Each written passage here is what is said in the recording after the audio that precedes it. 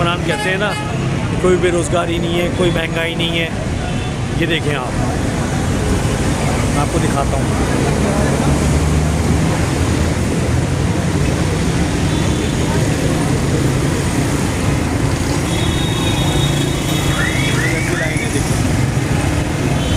ये लाइन चल रही है, देखिए ये बेरोज़गार नौजवान खड़े हुए हैं हमारे शहर के, देख रहे हैं आप।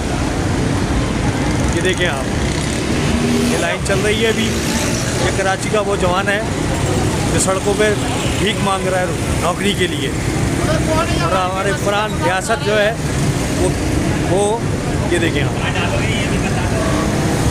ये देखें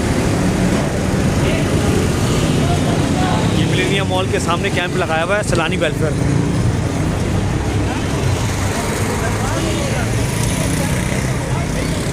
ये है शहर कराची के जवान जो सड़कों पे मारे मारे फिर रहे हैं। और हुक्मरान हमारे कहते हैं कि मार्केटों में रश है, रेस्टोरेंट पे रश है। अरे भाई, 3 करोड़ की आबादी में अगर 50,000 लोग खाना खा रहे हैं बाहर से, जिनको अल्लाह ने तौफीक दी है, तो उससे क्या मुवाजना करते हैं आप लोग?